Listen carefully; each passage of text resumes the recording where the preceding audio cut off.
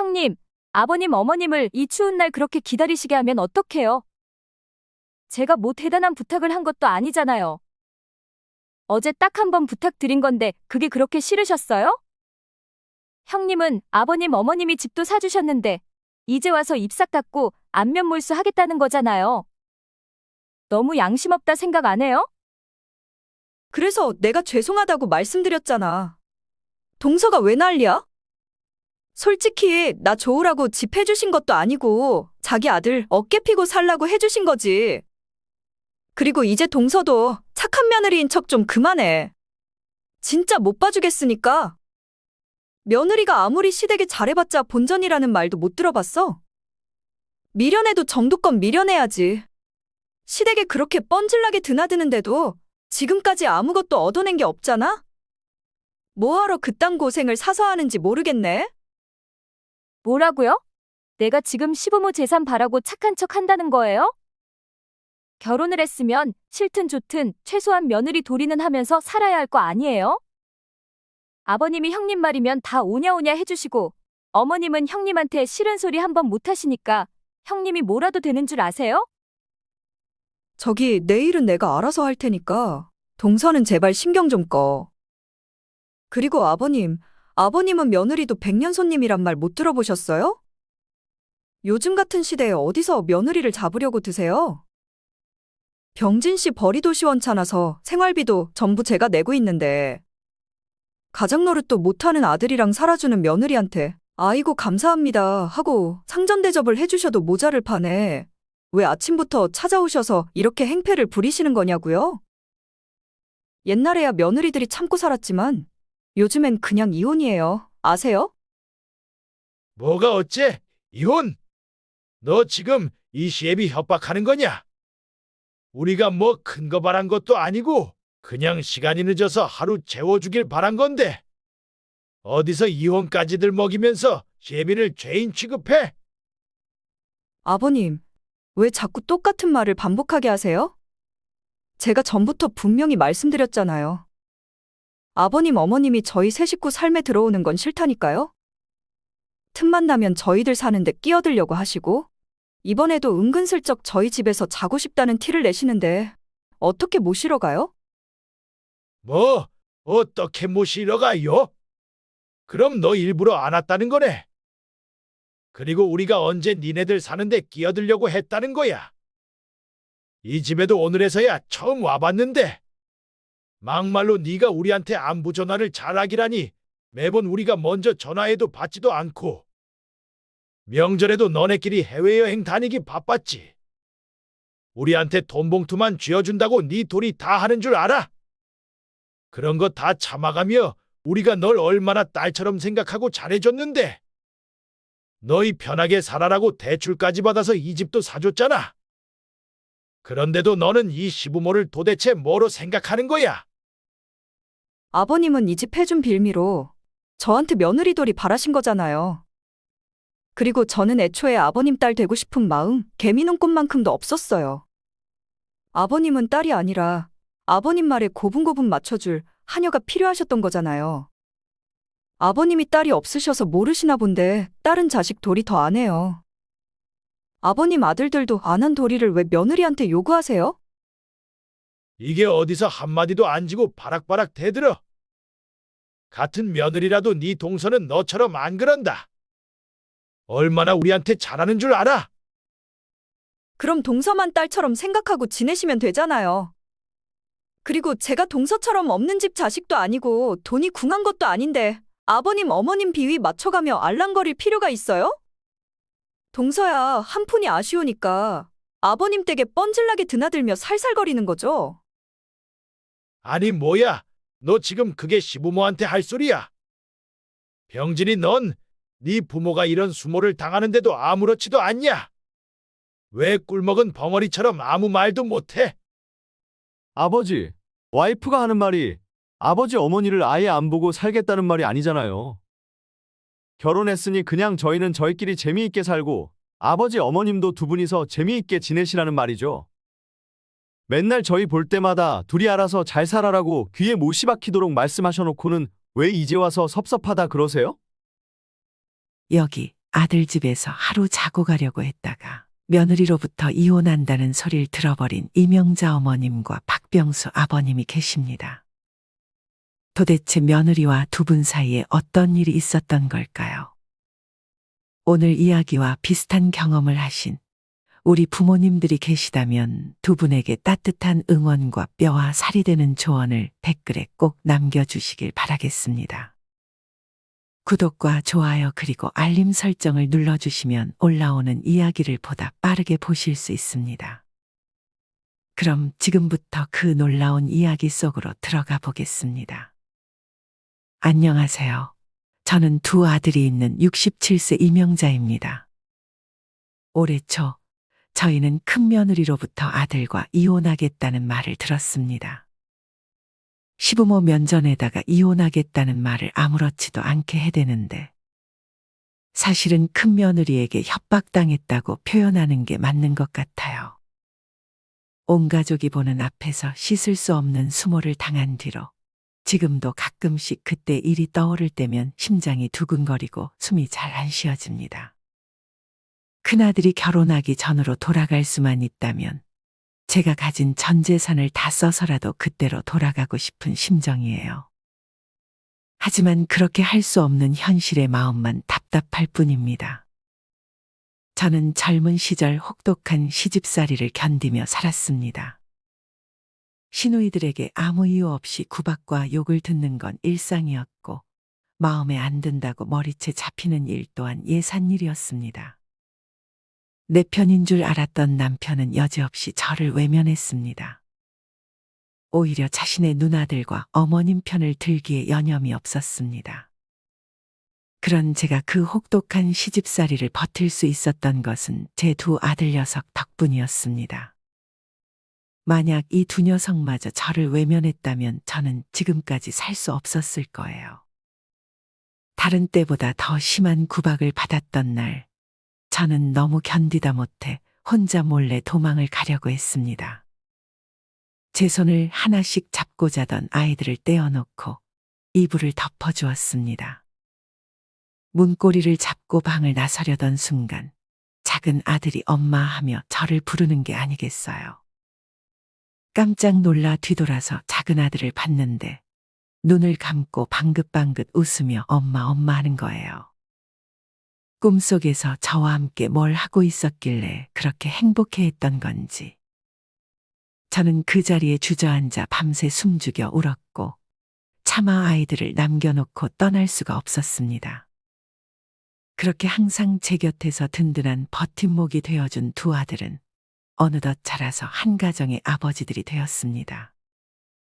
아버지를 빼다 박은 큰아들은 고집이 세고 자존심이 강했지만 어디에서나 당당하게 행동하며 늘 자신감이 넘쳤습니다. 반면 작은 아들은 차분하고 조용한 성격이지만 부지런하고 성실하며 책임감이 강했습니다. 서로 정반대의 성격을 가진 아들들이지만 두 아들은 각자의 방식으로 행복한 가정을 꾸려 나갈 거라 생각했습니다. 하지만 그런 제 믿음과는 달리 두 아들의 결혼 생활은 극명하게 차이가 나기 시작했습니다. 큰아들보다 먼저 결혼한 작은 아들은 자신의 성격과 비슷한 며느리와 만나 결혼을 했습니다. 작은 며느리는 자기 스스로 등록금 벌어서 대학을 졸업했다 하더라고요. 취업 후에도 착실히 모아서 결혼 자금을 모았다고 했습니다. 정말 요즘 같은 시대에 찾기 어려운 아가씨라 생각했어요. 말수는 적었어도 웃는 얼굴로 말을 하는데 말 한마디 한마디에서 상대방에 대한 깊은 예의와 존중을 느낄 수 있었습니다. 결혼하면 작은 아들과 서로 이해하며 잘 살 것 같더라고요. 그리고 제 예상대로 두 사람은 저희에게 행복하게 사는 모습을 보여줬습니다. 그 후 2년 뒤 큰며느리가 저희 집에 인사를 왔습니다. 큰며느리도 말수가 적었지만 작은 며느리와 달리 웃지를 않았어요. 저에게 벽을 치고 거리를 두는 느낌을 받았습니다. 인사를 하고 자리에 앉았는데 어딘가 불편해 보이는 거예요. 속이 안 좋은 건지 계속 가슴을 쓸어내리더라고요. 그 급기야는 밥 먹다 말고 구역질을 하며 화장실을 찾는 게 아니겠어요. 그제서야 큰 아들이 쑥스럽다는 듯이 머리를 만지며 말했습니다. 엄마, 사실 은서 지금 임신 6개월이야. 하하, 어쩌다 보니 이렇게 돼버렸네. 아직까지 입덧이 심해가지고 밥도 못 먹고 안쓰러워 죽겠다니까? 알고 보니 큰 며느리가 워낙 말라서 임신한 티가 안 났던 거예요. 제게 미리 말이라도 해줬으면 좋았을 것을 아무 말도 안 해준 아들놈이 괘씸했습니다. 예전에 큰아들 가졌을 때 입덧으로 엄청 고생했던 게 생각나면서 큰 며느리에게 연민을 느꼈습니다. 세상에 입덧 때문에 많이 힘들죠? 지금 뭐 먹고 싶은 거 없어요? 생각나는 거 있으면 말해봐요. 내가 지금 바로 나가서 사다 줄게요. 그게 호텔에서 파는 망고 빙수요. 그런데 그거 호텔에 가야만 먹을 수 있어요. 자기, 그거 어제도 먹었는데 그게 또 먹고 싶어? 그럼 어떡해? 입덧하는 와중에 유일하게 먹을 수 있는 음식인데. 다른 건 냄새만 맡아도 바로 토한단 말이야. 그 모습에 큰아들은 큰 며느리가 귀엽다는 듯이 말했고 큰 며느리도 아들에게 한껏 어리광을 부리며 말했습니다.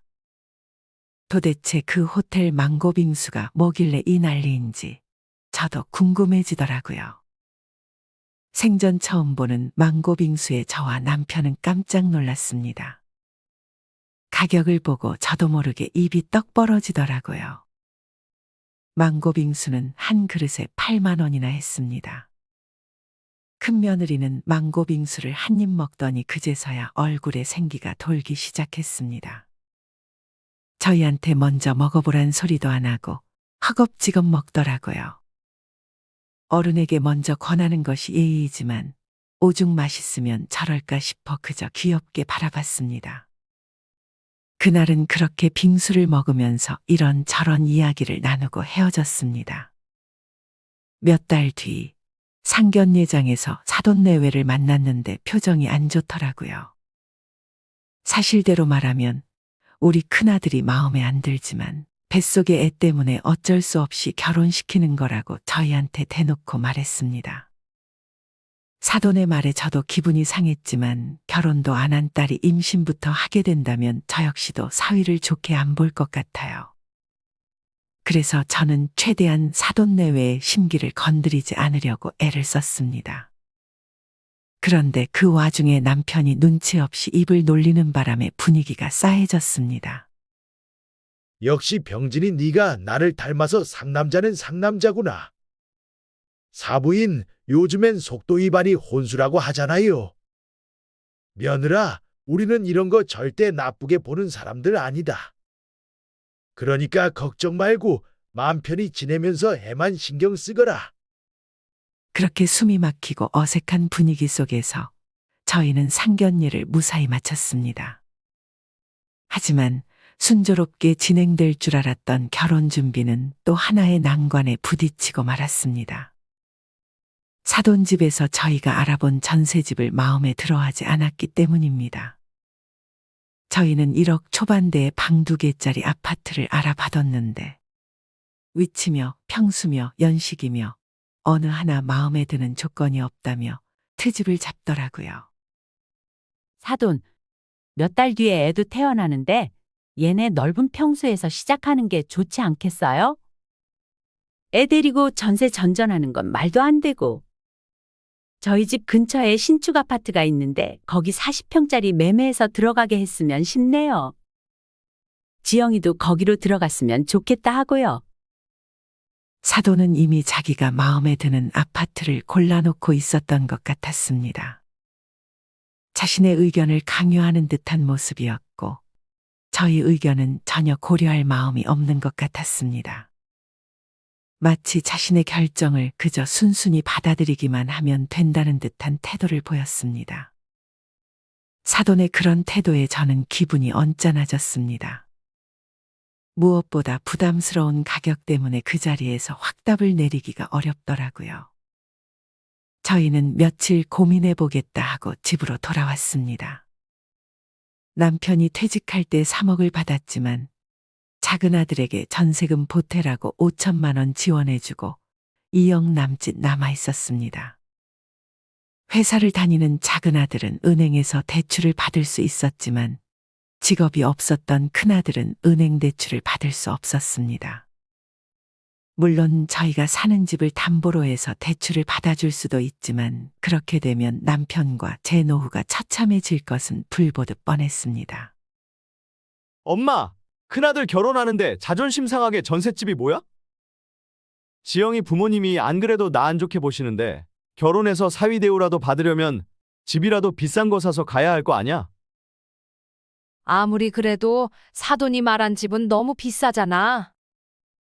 그리고 네 동생 결혼할 때는 우리가 5천만 원밖에 지원 안 해줬어. 엄마, 원래 큰아들한테는 더 빵빵하게 지원해줘야 하는 거 몰라? 아들 기 좀 펴고 살자는데 왜 이렇게 궁색하게 굴어? 지금이 엄마가 결혼하던 때랑 같은 줄 알아? 요즘 나 같은 MZ세대들은 부모한테 경제적 지원 못 받으면 결혼도 못 해. 아들 말대로 저도 지원해주고 싶은 마음은 굴뚝 같았습니다. 하지만 옛날에는 부모에게 받은 만큼 자식도 부모를 봉양하며 살았기 때문에 노후 걱정을 안 하고 살 수 있었습니다. 하지만 요즘 세상에 나이든 부모 모시려는 자식들이 어디 있나요? 부모 재산 안 뺏어가면 그거로 다행인 거죠. 그렇게 며칠을 집 걱정 때문에 머리 아파하고 있는데 사돈에게서 전화가 왔습니다. 저희가 확답을 주지 않으면 사돈과 며느리가 한 발 물러서서 저희가 알아본 집으로 계약하겠다 할 줄 알았거든요. 하지만 그것은 저희 큰 오산이었습니다.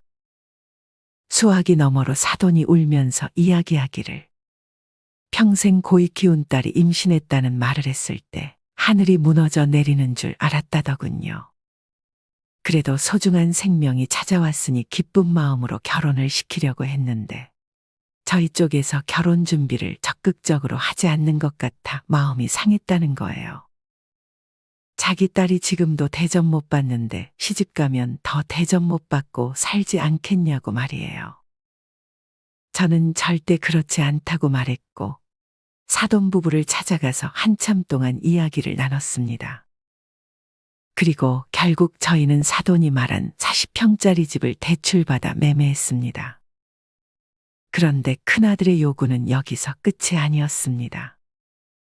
집만 있으면 뭐하냐며 가장 노릇할 수 있게 카페도 하나 차려달라 했습니다. 하도 답답해서 제 친구에게 말해보니 자기 딸도 커피 체인점을 하고 있다는 거예요. 한 달에 매출 3천은 기본으로 나오고 잘 나올 땐 5천도 나온다는 겁니다. 그 말에 혹한 저는 큰아들에게 커피 체인점을 차려줬습니다.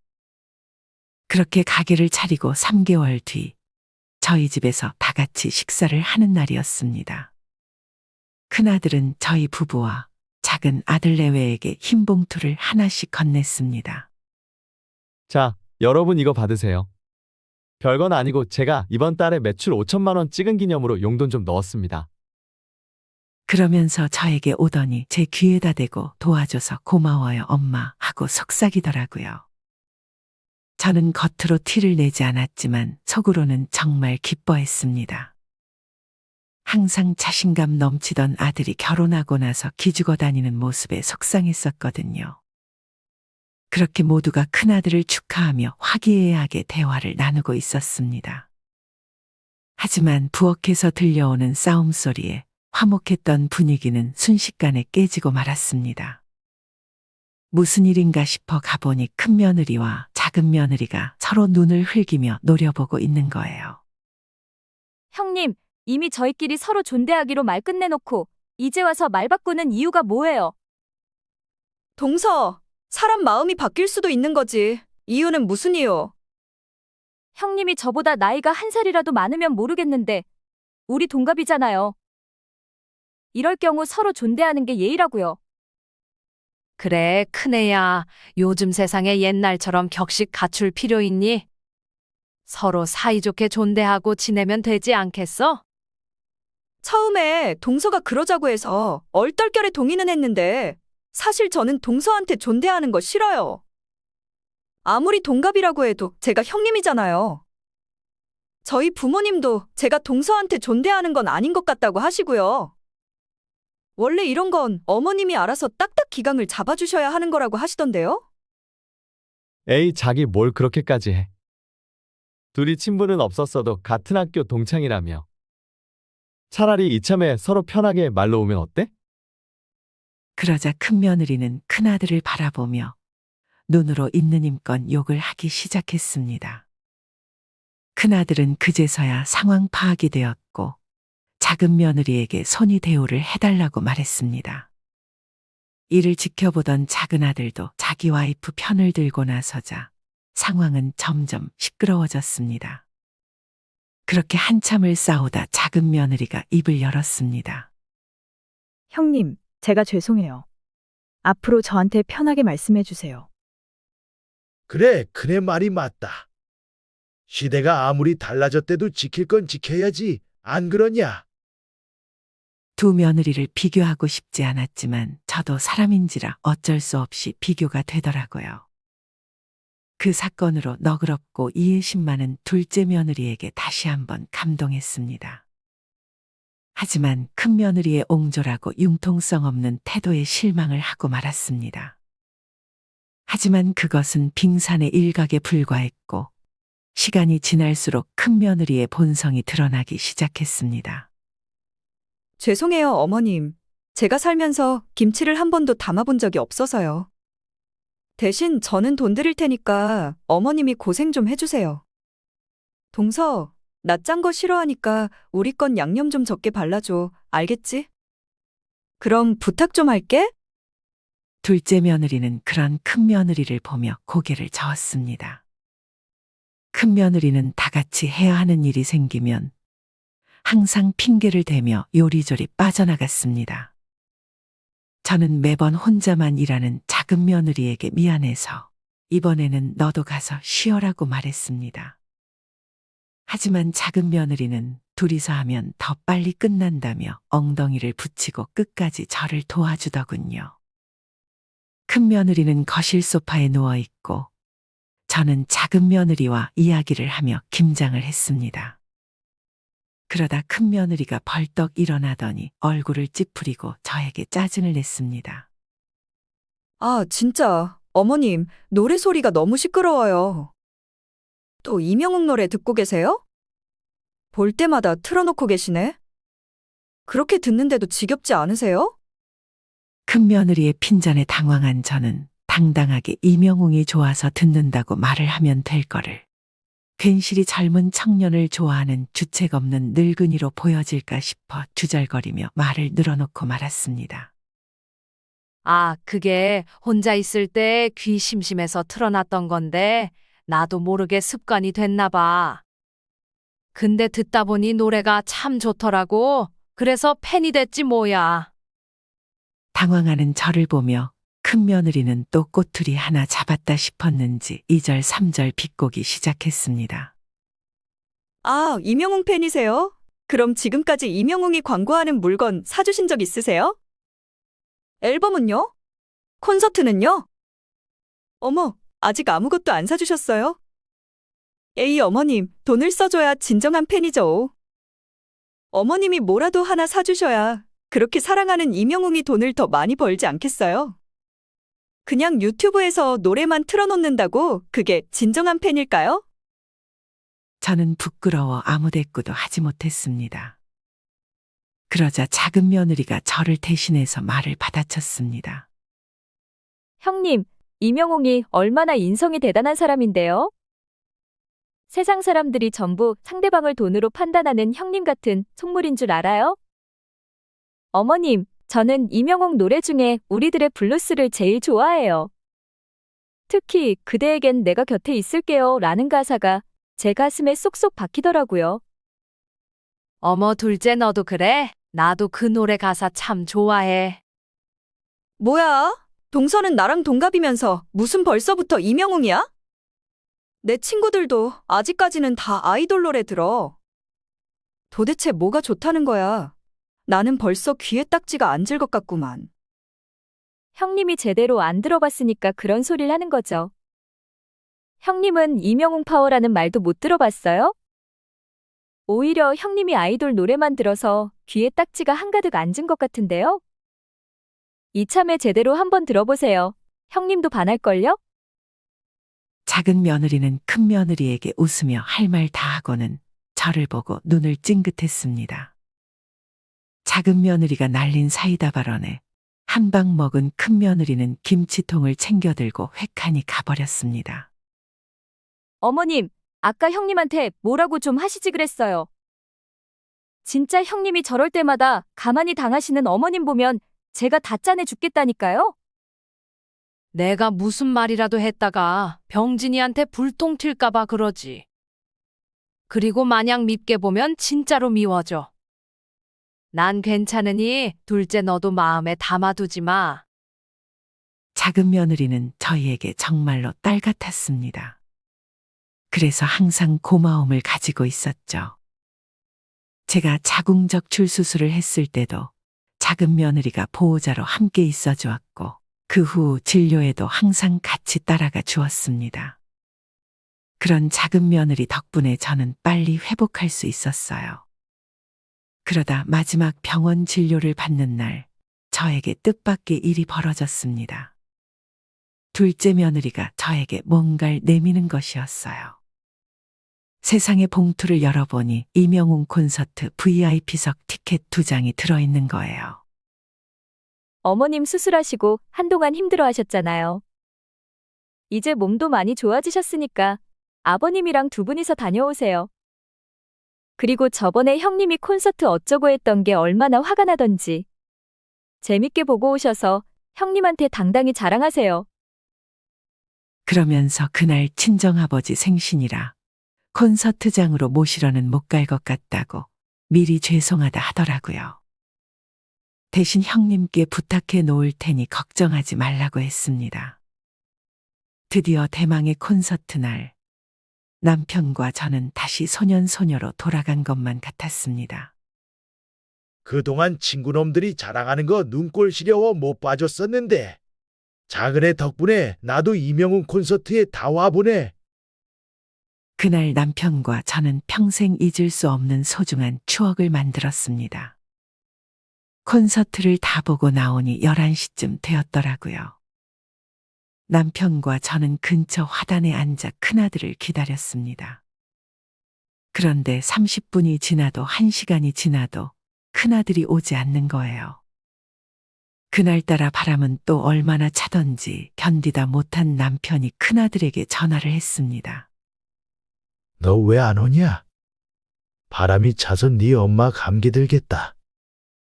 네? 무슨 말씀이세요? 어딜 오라뇨? 콘서트 끝나는 시간에 맞춰서 너희가 데리러 오기로 했잖아.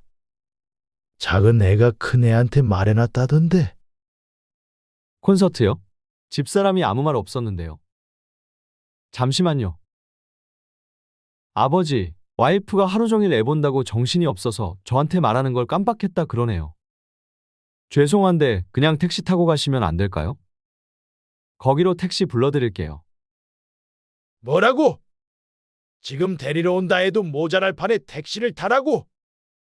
너 올 때까지 여기서 한 발짝도 안 움직일 거니까. 아버지 엄마 얼어 죽는 꼴 보고 싶지 않으면 네가 당장 우리 데리러 와. 깜빡한 걸 어쩌겠냐며 남편에게 그냥 택시 타고 가자 했지만 남편은 끝내 고집을 부리고 버텼습니다. 30분 뒤쯤 저 멀리서 큰아들 내외가 달려왔습니다. 그런데 자세히 보니 작은 아들과 작은 며느리인 거예요. 그러면서 시간이 너무 늦었으니 자기 집에서 자고 내일 데려다 주겠다 했습니다.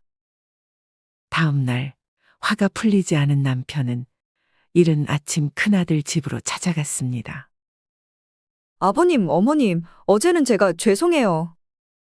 애기 본다고 정신없어가지고 제가 병진 씨한테 말하는 걸 깜빡했지 뭐예요.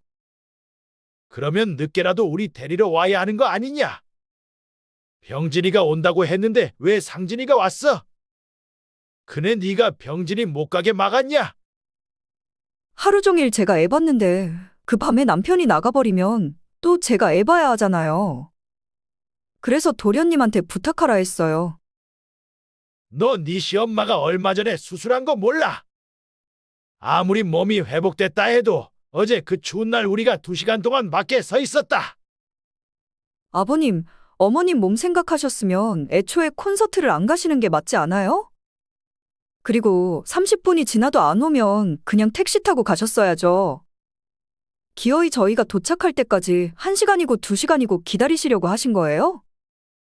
제 눈엔 그저 너 이참에 잘 걸렸다 하고 며느리 기강 잡으려는 걸로 밖에 안 보였어요. 형님, 지금 그게 아버님한테 무슨 버르장머리예요? 그냥 아버님 제가 죄송합니다. 다음엔 안 그럴게요. 하면 조용히 끝날 일을 왜 이 지경으로 크게 만들어요? 오히려 기강은 형님이 잡으려고 하는 것 같은데요? 그래서 내가 죄송하다고 말씀드렸잖아. 동서가 왜 난리야? 내일은 내가 알아서 할 테니까 동서는 제발 신경 좀 꺼. 그리고 아버님은 며느리도 백년 손님이란 말 못 들어보셨어요? 요즘 같은 시대에 왜 며느리를 잡으려고 드세요? 병진 씨 벌이도 시원찮아서 생활비도 전부 제가 내고 있는데 가장 노릇도 못하는 아들이랑 살아주는 며느리한테 아이고 감사합니다 하고 상전 대접을 해도 모자를 파네. 왜 아침부터 찾아오셔서 이렇게 행패를 부리시는 거냐고요? 옛날에야 며느리들이 참고 살았지만 요즘엔 바로 이혼이에요. 아세요? 뭐가 어째? 이혼? 지금 나 협박하는 거냐? 우리가 뭐 큰 거 바란 것도 아니고 그냥 하루 지내고 갔으면 한 건데. 그게 이혼까지 들먹이면서 시애비를 죄인 취급할 일이야. 그리고 내 아들이 뭐가 어때서? 우리가 이 집도 사주고 병진이 가게도 차려주고 한 달 매출로 3천씩 나온다는데 뭐가 문제야? 병진 씨가 자존심 때문에 그렇게 말씀드린 거지. 한 달 매출 2천밖에 안 나와요. 거기서 이래저래 나갈 거 다 나가고 나면 저희한테 떨어지는 순수익은 300도 안 된다고요.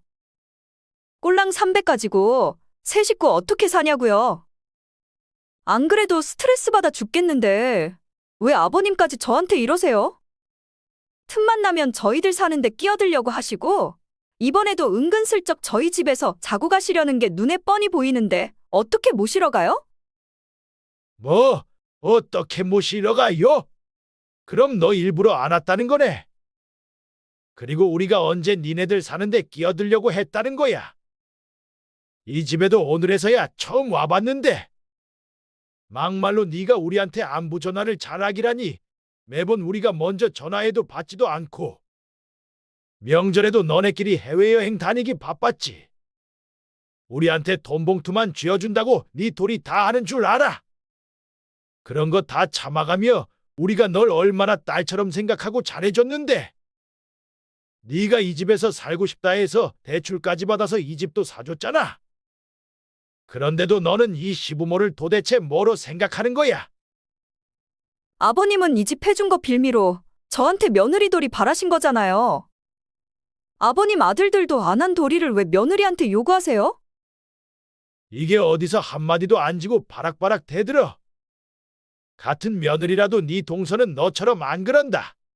얼마나 우리한테 잘하는 줄 알아? 그럼 동서만 딸처럼 생각하고 지내시면 되잖아요.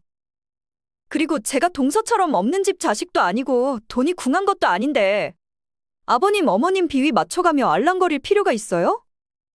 동서야 한 푼이 아쉬우니까 아버님 댁에 뻔질나게 드나들며 살살거리는 거죠. 할 말이 있고 못할 말이 있지. 너 지금 그게 시부모한테 할 소리야. 병진이 넌 네 부모가 이런 수모를 당하는데도 아무렇지도 않냐? 왜 꿀먹은 벙어리처럼 아무 말도 안 하고 서 있어?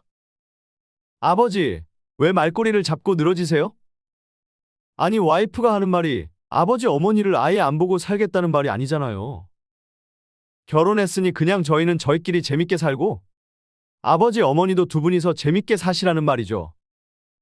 맨날 저희 볼 때마다 둘이 알아서 잘 살아라고 귀에 못이 박히도록 말씀하셔놓고는 왜 이제 와서 섭섭하다 그러세요? 그래, 내가 그렇게 말했었지. 그럼 앞으로 우리 때문에 스트레스 안 받고 싶다 하니까 우리랑 관련된 건 전부 눈앞에서 사라져야 니네가 맘 편히 살 수 있단 말이겠구나. 그래, 좋다. 그럼 오늘부터 이 집에서 나갈 기한 한 달 주마. 병진이 넌 내일 당장 편의점 폐업 신청하고 나중에 우리가 죽고 난 후에도 너희한테 갈 재산은 10원 한 장도 없을 거니까 그렇게 알아.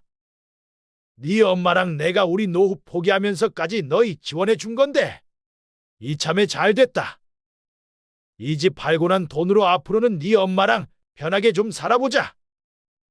아버님, 갑자기 이러시면 어떡해요? 쫓겨나는 손자가 불쌍하지도 않으세요? 저희 당장 돈도 없는데 무슨 수로 새 집을 구하란 거예요. 내가 언제 새 집 구하라고 했냐? 너 아까 네 입으로 한 말 까먹었나 본데 너 능력 좋은 거 아니었어? 병진이가 가장 노릇 못해서 생활비도 네가 내고 있고 네가 없는 집 자식도 아니라 돈이 궁한 것도 아니라며? 지금 저보고 친정에 들어가서 살아란 말씀이세요? 자식들 이해는 못 해주실 망정 왜 그렇게 유치하고 속 좁게 구세요? 아버님이 계속 이렇게 나오시겠다면 저도 병진 씨랑 진짜 이혼할 수밖에 없어요. 그놈의 이혼 소리 내가 겁낼 줄 알아? 애초에 너는 우리를 남보다도 못하게 생각하지 않았니?